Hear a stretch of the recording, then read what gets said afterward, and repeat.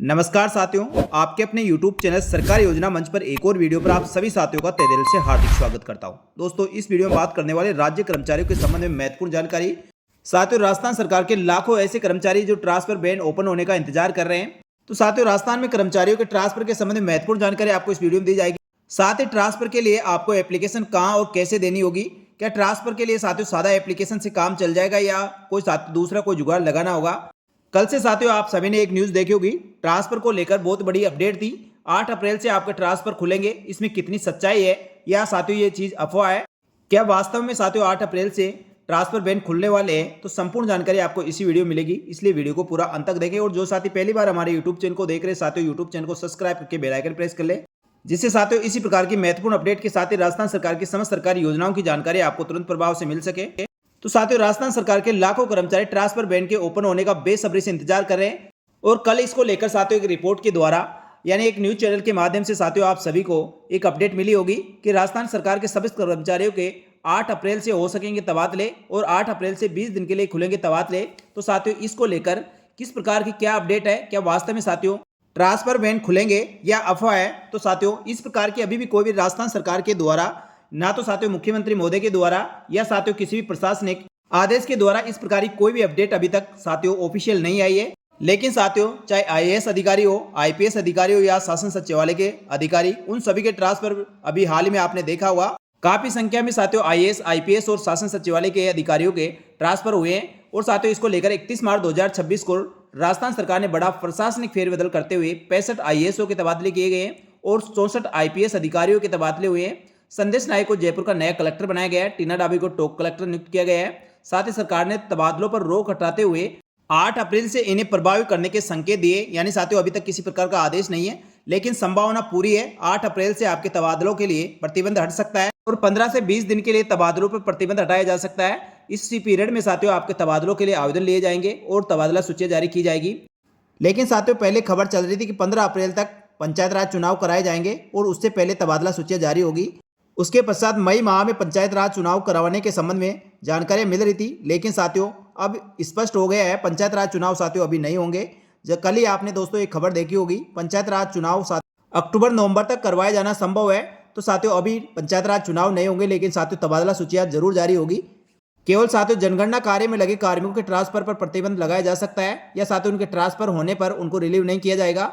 बाकी सभी राज्य कर्मचारियों के साथियों ट्रांसफर इसी माह में 99% होने की संभावना है, इसलिए साथियों आप अपने आवश्यक कार्रवाई कर सकते हैं। हाल ही में राजस्थान सरकार द्वारा प्रशासनिक फेरबदल करते हुए 65 आईएएस अधिकारियों को ट्रांसफर किए गए, जिसमें 25 जिलों के कलेक्टर बदले गए हैं। और आईपीएस के फेरबदल की बात करें तो 64 आईपीएस अधिकारियों को तबादले किए हैं, जिनमें साथियों 8 महीने में दूसरी तबादला सूची है। साथ ही सीकर कलेक्टर मुकुल शर्मा, डेंग कलेक्टर उत्सर कौशल और रिया डाबी को मुख्यमंत्री विशिष्ट सचिव ओएसडी नियुक्त किया गया है।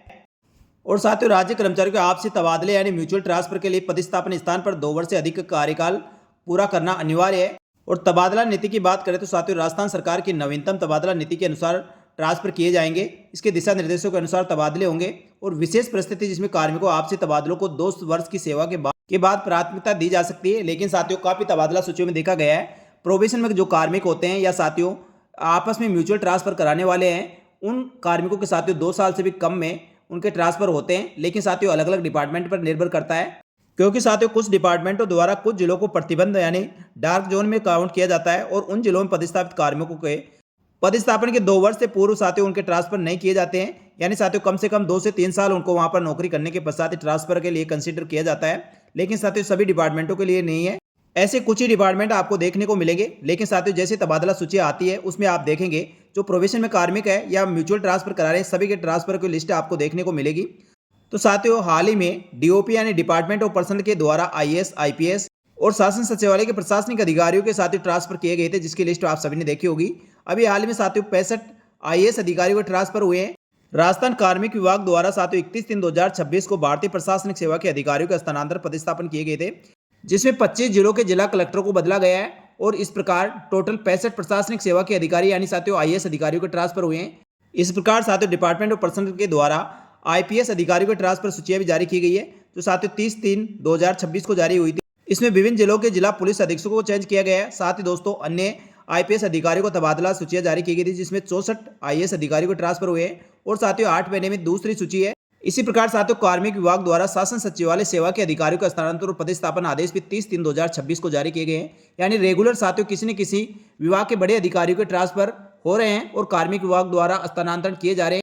राजस्थान शासन सचिवालय सेवा वर्ग के साथियों काफी अधिकारियों के ट्रांसफर हुए हैं, यानी साथियों टोटल 237 कार्मिकों के ट्रांसफर किए गए हैं। तो इस प्रकार साथियों राजस्थान कार्मिक विभाग द्वारा भारतीय प्रशासनिक सेवा के अधिकारी आईएएस और आईपीएस अधिकारियों के साथ ही शासन सचिवालय के अधिकारियों के ट्रांसफर कर दिए गए हैं। और जल्दी साथियों आपको राजस्थान प्रशासनिक सेवा यानी आरएस अधिकारियों के ट्रांसफर भी आपको देखने को मिलेंगे और जल्दी साथियों ये सूचियां भी जारी होगी और उसके पश्चात साथियों राज्य कर्मचारियों के ट्रांसफर की प्रक्रिया प्रारंभ हो जाएगी। यानी साथियों इसी माह में आपके ट्रांसफर के लिए बैंक खुलेंगे और संभव तो साथियों 8 से 10 अप्रैल के आसपास आपके ट्रांसफर बैंक खुल सकते हैं। इसकी लगभग पूरी संभावना है और लगभग 15 से 20 दिन का साथियों ट्रांसफर बैंक खोलकर राजस्थान सरकार के कर्मचारियों के तबादले किए जाएंगे। तो साथियों जो भी कार्मिक अपना तबादला करवाना चाहते हैं, ट्रांसफर करवाना चाहते हैं, उसके लिए साथियों आप अभी से तैयार रहे और जो भी आपको कार्रवाई करनी है वह अपनी कार्रवाई पूरी करके रखें। और ट्रांसफर के लिए एप्लीकेशन कहाँ लगाए, तो साथियों अपने संबंधित विभाग के जो एचओडी हेड ऑफिस होता है वहाँ आपको ट्रांसफर के लिए एप्लीकेशन लगानी होगी। और जो साथियों आपके डिपार्टमेंट का कमिश्नर हुआ या एचओडी हुआ उनके नाम से आपकी एप्लीकेशन बनेगी, जो संबंधित विभाग में आप पता कर लें। और आपको मैं बता दूं साथियों सादा एप्लीकेशन देने से जहां तक है ट्रांसफर होने के चांस बहुत कम होते हैं। इसलिए आप अपने जो आपके ट्रांसफर के लिए वास्तविक रीजन है उसके साथ साथियों अपने जो भी क्षेत्र के एमएलए हुए, सांसद हुए या अपने विभाग के मंत्री हुए साथियों उनकी डिजायर आप जरूर लगाएं, जिससे आपके ट्रांसफर होने के चांस बहुत ज़्यादा बढ़ जाएंगे। तो साथियों आपके ट्रांसफर के लिए यदि प्रशासनिक या राजनीतिक किसी प्रकार को आप डिजायर लगाते हैं तो आपके ट्रांसफर होने के चांस ज़्यादा रहेंगे। लेकिन इसका मतलब ये नहीं है साथियों जिनकी डिजायर या कोई किसी प्रकार कोई अप्रोच नहीं होती उनके ट्रांसफर नहीं होते। ट्रांसफर साथियों उनके भी हो सकते हैं, लेकिन साथियों वैलिड रीजन आपको देने होंगे और उससे संबंधित आपको दस्तावेज भी एप्लीकेशन के साथ लगाने होंगे। और पर्सनल अपने डिपार्टमेंट में जहां आप साथियों एप्लीकेशन देने जाना है, जिस सक्षम अधिकारी को आपको एप्लीकेशन देनी है उससे आप जरूर मिले और खुद जाकर अपने एप्लीकेशन लगाएं। साथियों ट्रांसफर लिस्टें 2 जगह से बनती है। एक तो अपने डिपार्टमेंट में जो आप कार्मिक अपने एप्लीकेशन लगाते हैं वहाँ से लिस्ट तैयार होती है। दूसरी साथियों किसी भी आप एमएलए, सांसद या साथियों किसी मंत्री के माध्यम से एप्लीकेशन भेजते हैं तो वह मुख्यमंत्री कार्यालय में जाती है और मुख्यमंत्री कार्यालय में यानी सीएमओ में भी साथियों अपने तबादलों की लिस्टें बनती है। विभाग द्वारा तैयार की गई तबादला सूची और सीएमओ स्तर से जो सूची तैयार होती है उन दोनों का साथियों मर्ज किया जाता है। मर्ज करने के पश्चात जितने विभाग में तबादले किए जाने उसके आधार पर तबादले होते हैं। तो उम्मीद है साथियों जल्दी मुख्यमंत्री महोदय के द्वारा तबादलों पर प्रतिबंध हटाने के संबंध में घोषणा की जाएगी और उसके लिए ऑफिशियल आदेश जारी किया जाएगा। तो साथियों जल्दी आदेश जारी होगा, ये ऐसी पूरी संभावना है। जो 8 से 10 अप्रैल तक तबादलों के लिए प्रतिबंध हट सकता है और साथियों तबादलों के लिए 15 से 20 दिन का समय मिल सकता है। इसलिए जो भी राज्य कर्मचारी किसी विभाग में आप कार्यरत हो और अपना तबादला या ट्रांसफर करवाना चाहते हैं, चाहे आप प्रोबेशन में हो या स्थायी कर्मचारी हो, साथियों अपने तबादलों के लिए ट्रांसफर के लिए एप्लीकेशन आप तैयार कर ले और जो भी कार्रवाई है वो कार्रवाई करके साथियों अपने डिपार्टमेंट में आप एप्लीकेशन दे सकते हैं। एप्लीकेशन देने का माध्यम साथियों मैंने आपको बता दिया है। ट्रांसफर के लिए साथियों कोई भी राज्य कर्मचारी यदि ट्रांसफर करवाना चाहता है तो एप्लीकेशन लगा सकता है। ट्रांसफर के एप्लीकेशन के लिए साथियों कोई मनाही नहीं होती है। ट्रांसफर करना है या नहीं करना है संबंधित विभाग पर निर्भर करेगा, लेकिन ट्रांसफर के लिए एप्लीकेशन कोई भी लगा सकता है। तो साथियों ये जानकारी अच्छी लगी तो वीडियो को लाइक जरूर करें और इसी प्रकार की महत्वपूर्ण जानकारी के साथ ही राजस्थान सरकार की समस्त सरकारी योजनाओं की जानकारी के लिए हमारे यूट्यूब चैनल सरकारी योजना मंच को सब्सक्राइब करके बेल आइकन प्रेस कर ले, जिससे सभी प्रकार के वीडियो के नोटिफिकेशन आपको तुरंत प्रभाव से मिल सके। साथियों हमारे यूट्यूब चैनल पर राज्य कर्मचारी हो या साथियों आमजन सभी के लिए महत्वपूर्ण योजनाओं की जानकारी और महत्वपूर्ण अपडेट साथियों हमारे यूट्यूब चैनल पर दी जाती है। इस वीडियो में इतना ही। इसी प्रकार की महत्वपूर्ण जानकारी के साथ ही दोस्तों एक और नए वीडियो में उपस्थित होंगे। तब तक के लिए नमस्कार, जय हिंद, जय भारत।